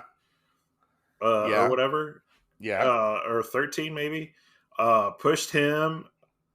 Was kind of a dick at different points of, we need more men on our team. True. Being very sexist at points. On top of all this other stuff, like, and it's really weird just how his character like really fell hard. Yeah, he falls very hard because he wants out. And he's in a very hard predicament before we get into the games, even after as well, Yeah, he's broken. Yeah, he's broke, Yeah. And so we get to the last game, which is the equivalent of said title. It's the Squid Game. Yeah. You want to explain the Squid Game and we get into this? Sure. So the thing that all of us have to know first off with Squid Game is, and actually, can we take 1 second and bring this up first? Do you think the Squid Game will be in future seasons? I would say yeah. Okay, because I was like, if they don't include Squid Game, let's just say the title won't make sense. If we get a future season, because the creator has not yet even considered having a second season. Yeah. Well, that was just the thing. I was like, if we have a season 2, like, any other games that are in it that don't include the Squid Game don't make sense. Yeah, true. But so we find out about the Squid Game. The Squid Game is basically what everything is built upon this. Mm-hmm. It's what Ji-hoon and Sung-woo played as little boys, which we get a good description of it in the beginning. Yeah. The very beginning tells us the same little story aspect of this as it does now with this last game, about what it is and what it basically entails and everything. It's the most violent game. We also find out that basically that all the masks for all the people that are in this and the symbols on the back of the card all go with this game. And something else. I forget. So, but all the symbols lined up, triangle, square, circle, all supposedly make this squid symbol. And if you look at the ranking system of the red guys, that's how you know the pink guys. Yeah, the guys in the suits. Yeah, or the jackets. Yeah, you find out that's their order, their pecking order. Yeah, is goes circle, square, triangle. Yeah, circles on the bottom, squares the next one up, like the enforcers, and triangles are basically the head guys. Yeah, underneath the front men. Yeah.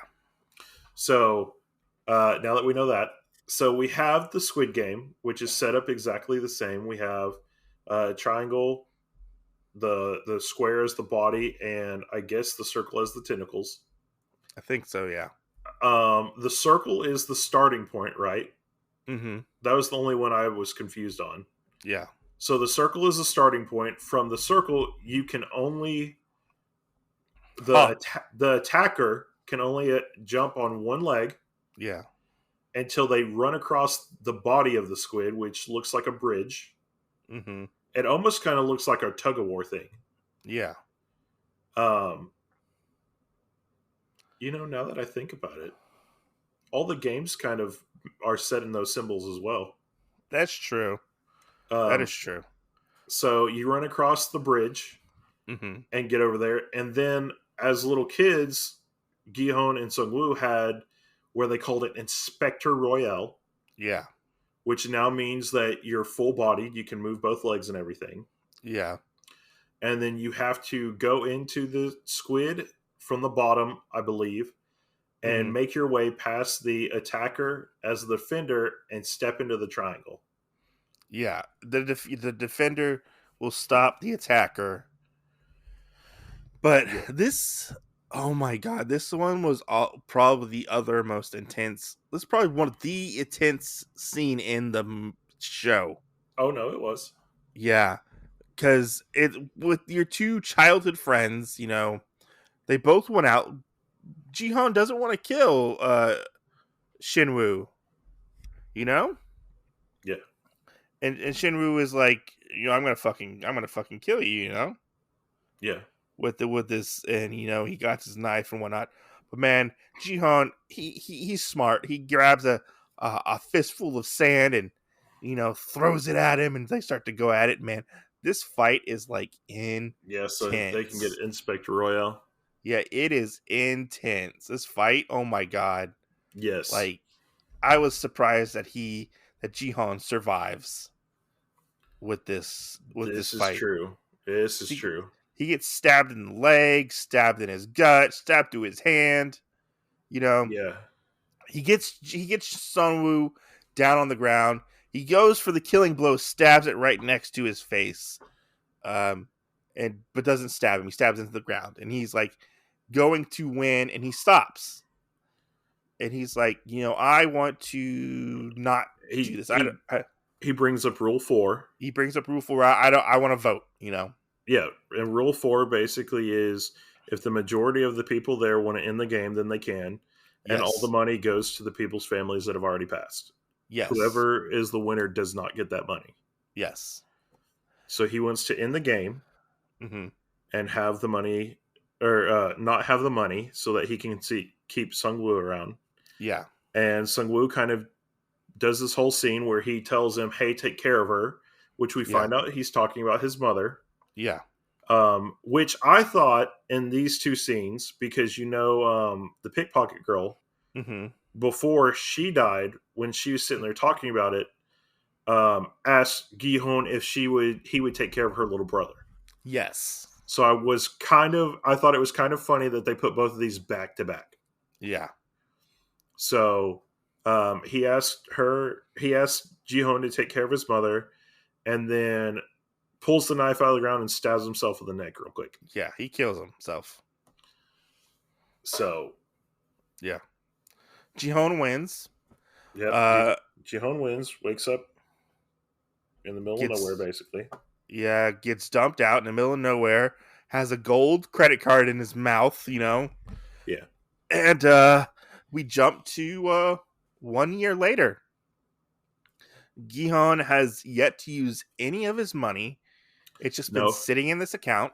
He only used 100 yen. Yeah, something like that. Because he wanted to try it out, One. Yeah. Yeah. Sorry, before that, he gets it out, goes home. He sees Sunwoo's mom. Hasn't seen Sunwoo for a couple days, hasn't had the heart to tell him. Hasn't talked to him. Yeah, her son is dead. Well, she still thinks that Sungwoo is in America. Yeah, she does still think he's in America. Yeah. He goes home and he finds his mom is dead. Right, because the other lady brings it up, so we do get a little foreshadowing on that. Yeah, that was so sad. Oh my god, that was so sad. There's another show, I think, called Truth or Scare or something. Yeah.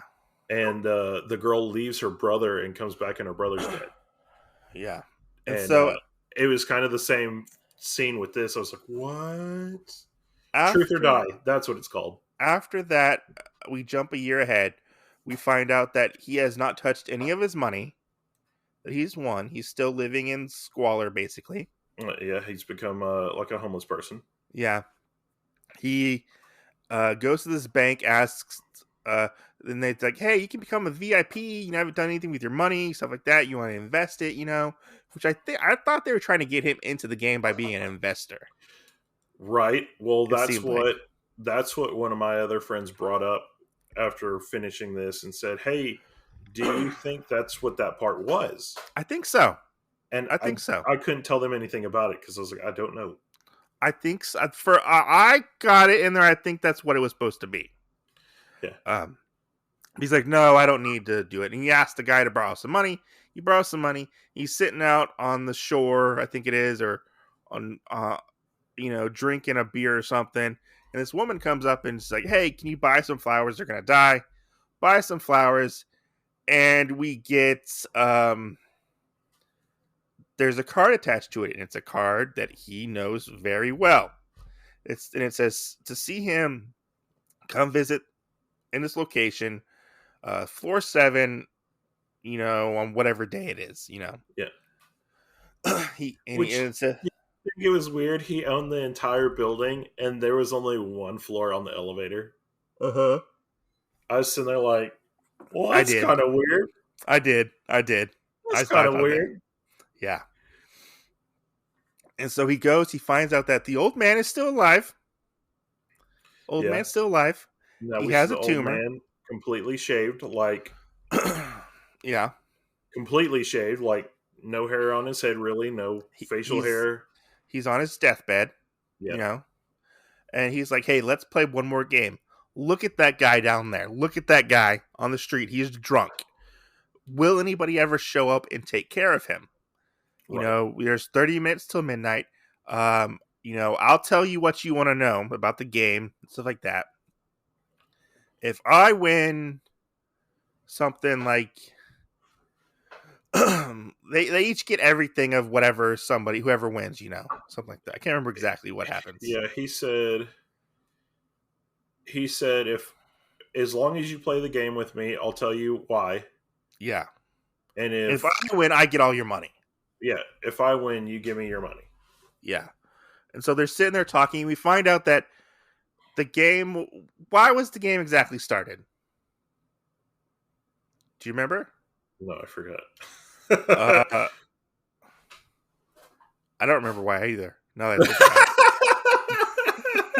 Stay tuned next week where we talk about this again. Like, they were all games that the old man played in his childhood. Yeah.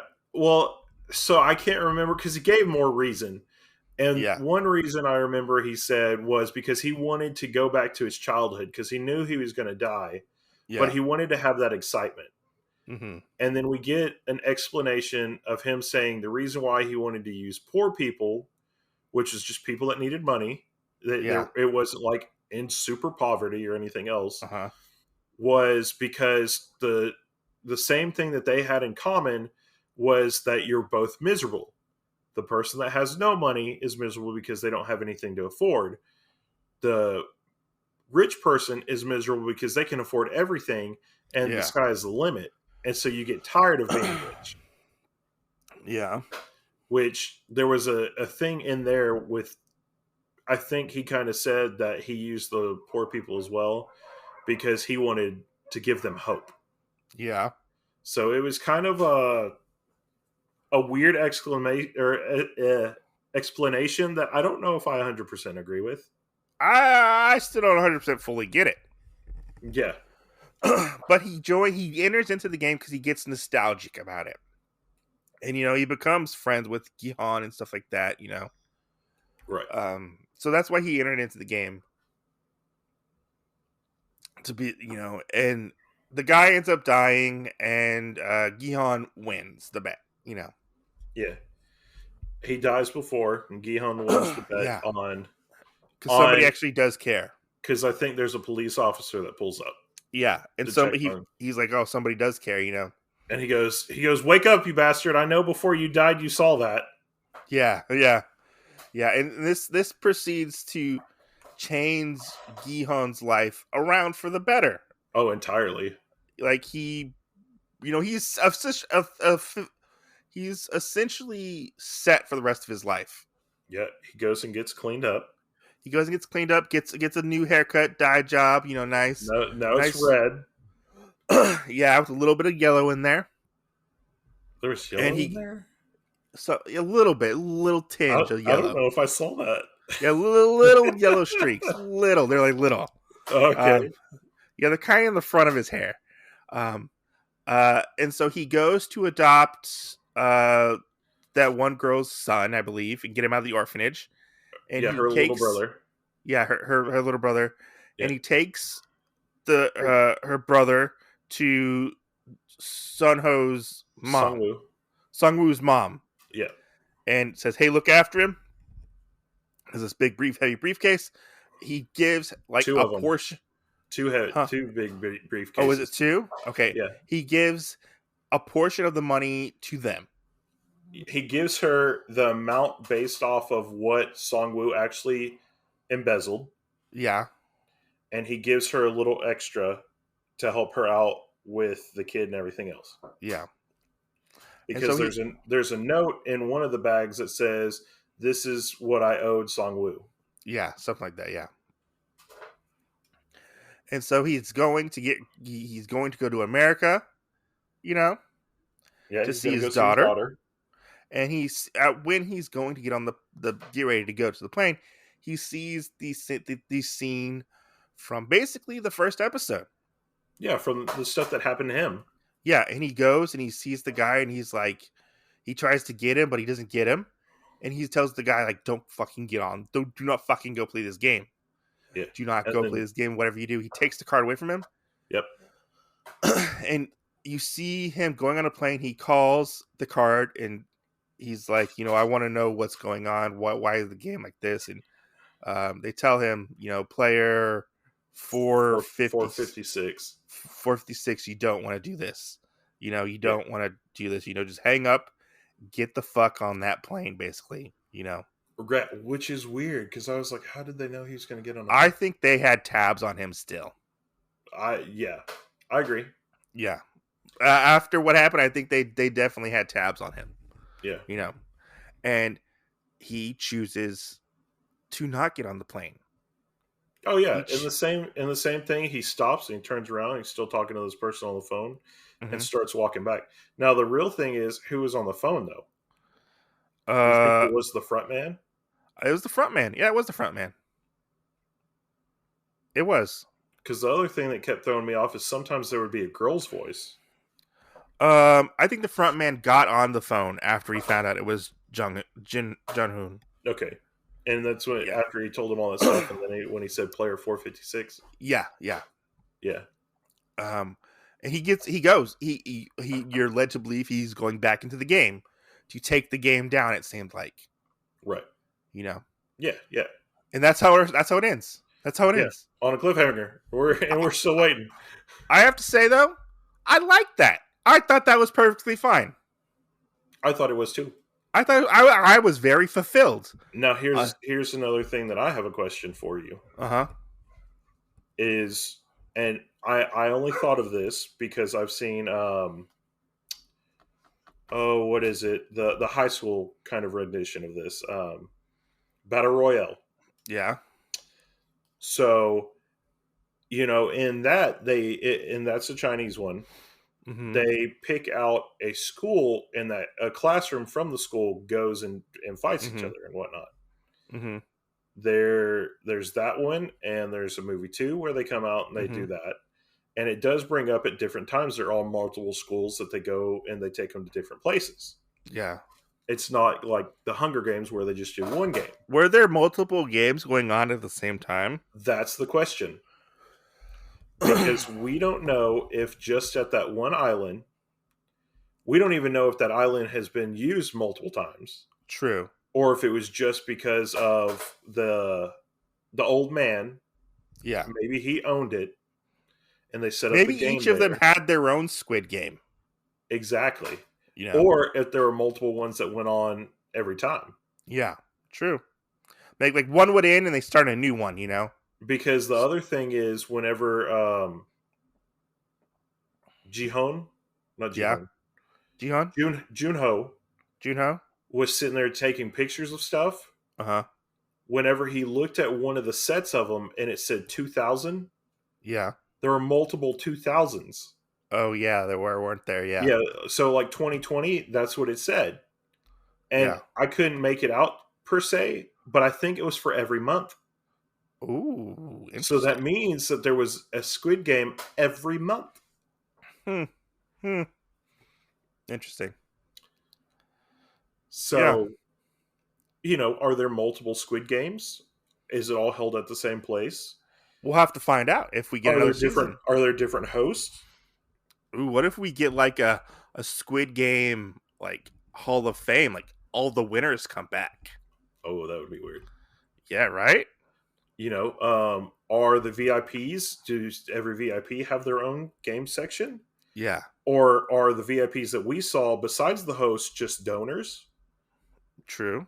And not actually, they just use it to bet?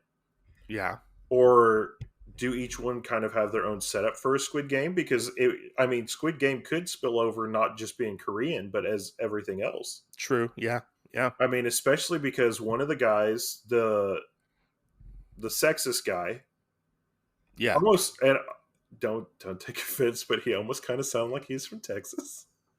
Yeah, I think he Right? I was mean, like he kind of sounded like a big trucker guy.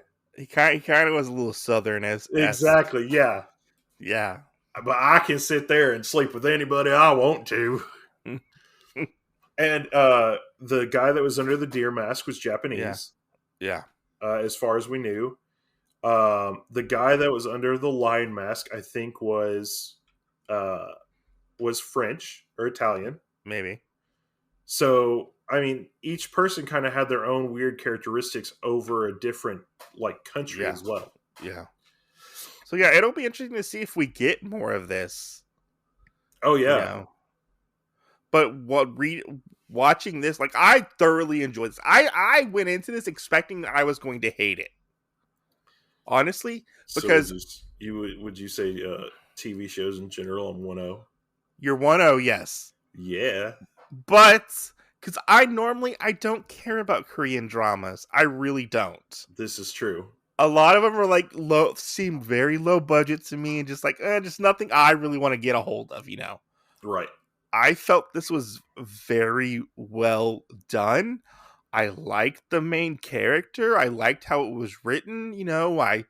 Other Right, than and it was a TV series. It wasn't a movie because the yeah, last thing you and I did, we haven't done it for the podcast, but we did hashtag alive, yeah, yeah, and that was a uh, movie, yeah, and but it was weird because it wasn't monster based. Like Sweet Home yeah, is monster based. yeah, but like this, like I just kind of after the second, like I was in it for the first episode.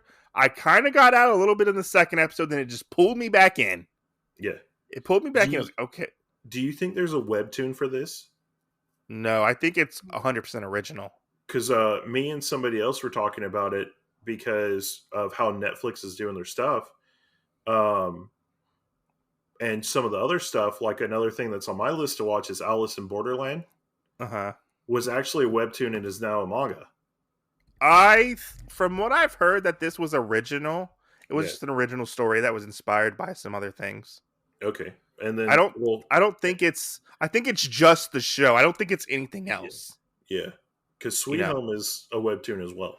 Yeah, I think it's just the show, and that's why people want more of it because it's just the show. Right.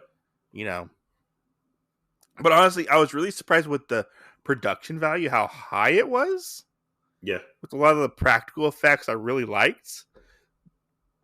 Because sometimes with the Asian cinema and stuff like that, it's not always top of the line. Sometimes Well, even though I love like my Asian Hong Kong flicks. I mean, I really like this one just because there weren't monsters or zombies or anything else. It was people. Yeah, it was people. And Yeah. so you got to rely on the story driven more than bad CGI. And the story was the driving force of this. Like all the characters were the driving force of this. Yeah. Yeah, it was very much like it was very much like a battle royale meets Lord of the Flies almost. Oh, true. Yeah. And I liked how they focused on what characters they wanted you to know about. Yeah, yeah. They gave you different things for different characters so that you would you didn't know too much about him, but you knew Yeah. enough. Like if this was a character that they wanted you to be sad about, you were sad. Yeah, about like Gihan was like a very relatable character. Yeah, You know, like definitely. he was a father, and he was an addict. I was a recovering addict. Right, And so he was very relatable to me right, in many senses. right. So I very much gravitated towards him. Yeah, I liked all that all of our characters were older. They weren't in all their teenagers. they weren't all teenagers. They're in their 20s. Yeah, I think there might have been a few, but that was it. I think a couple of the girls might have been. And then the guys that died right at the beginning Yeah, something like that. Yeah. with red yeah. light, green light. This show was fun. It was a fun show. It was well done. It was violent. It's not over the top violence, but it's a good show. It's a show that I would recommend. Yeah, I would look forward to watching something else from these people. yeah. Which I mean, I think another one that kind of plays the same aspect, but it's not like a game like that, is Alice in Borderland, because I think everything takes place in a hotel.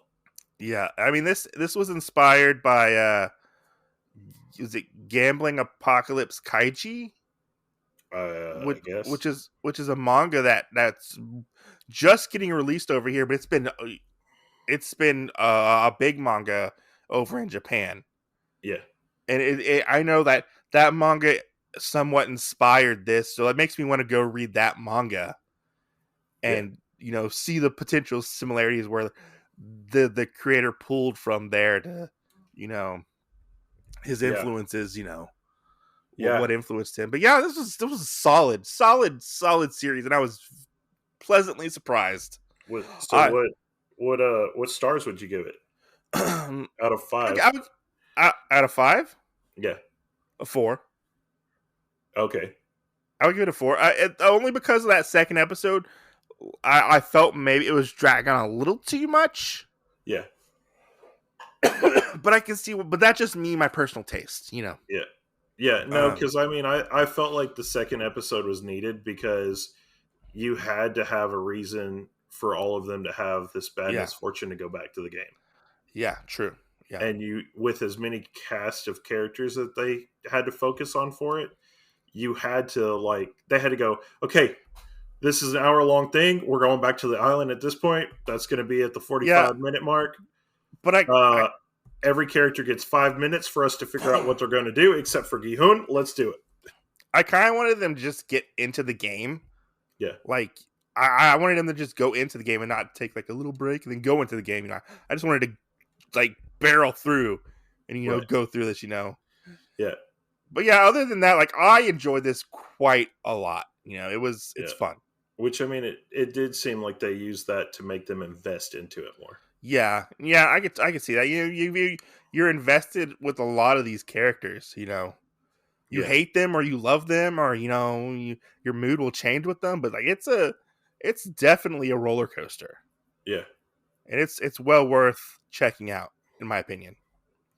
Right. But yeah, you want to wrap this up because I think this is our longest podcast we've done so far. Probably. Because we're almost at 2 hours. Thank you guys for listening. If you have any questions, concerns, you can email us at otakuologypodcast@gmail.com. Leave us a voicemail at anchor.fm/otakuology. Leave us a voicemail. We'll do it there. You can even leave us a question, I believe, on our episodes now or something like that. Yes. And let us know what you think about this. You can contact us at our Instagram and subscribe, share the podcast, listen. Definitely. We're on all major podcast platforms. Listen to us on whatever you listen on to us, and all major podcast platforms. Share, listen, that helps us grow. Review us, review our podcasts. For sure, share this one because there are so many people that I've seen talk about this, review it, everything. Everybody right now, this is a big hot commodity. So if you're not listening to the podcast right now, this episode in particular, you're out of the loop. So I hope you hop into this, you enjoy it, you love it, and you let us know anything else that you think. If we do get enough, maybe we can make an episode 2 of questions that people ask us about this. If something wasn't so clear, that maybe we didn't cover, or something else like that, maybe we can do another little small podcast for y'all. Because there was a lot of information to cover in this. Like, it was a lot. It was, yeah. But I feel like we really glossed over the big parts. We did. Yeah. We glossed over the games and what the main stuff was, and we didn't really get too much into those romances or other little things that we could have, or the little character moments. So even though we did say this, and we did spoil a good chunk of it, I would still recommend going to watch it even after you listen to this episode of the podcast, because there is so much stuff that Mike and I actually didn't cover. And like Mike said, the show is amazing. So I have to say, I didn't see that twist coming with the old man whatsoever. Oh yeah, I felt like I saw that kind of early. I did not see that coming at all. But yeah, and as for me, I would say that I would rank the show a 4.5. Yeah, I did have parts, like Mike said, with episode 2 that I didn't like, or there was something that I felt weird about it, or whatever. But like we both voted on, the majority of it is very well. So even if we meet in the middle, 4.25 is still a really good rating out of 5. Can I just say as well, like, even with a lot of live action foreign films, or foreign TV shows in general, you always have the English dub, and they have a very hard time matching lip flaps with those. I thought they did a pretty good job here, and I liked the English dub for this. I thought it was good. I thought it was very well done. Oh yeah, no, for sure. Sure. I think the only one I ever caught really any problems like that on was the old man. Yeah, he was kind of hard to. There was some I was like, you could have said that a little slower. Yeah. But yeah, and I felt like all the voice actors were good for it. I mean, I felt like, and it wasn't weird like how we get some of the Asian voice actors and we get English voice actors, and it seems like it makes the character weird. Yeah. So I thought all the voice actors were on par with this as well. Yeah, I thought it was really good, yeah. So. But yeah, thanks for listening. This was a long podcast. I need to get some water. Right? Besides what you've been drinking all night. I drank all my water. Yeah, dang it. So anyway, guys, like we said, catch us on all major podcast platforms. And as always, see you next Tuesday. Right.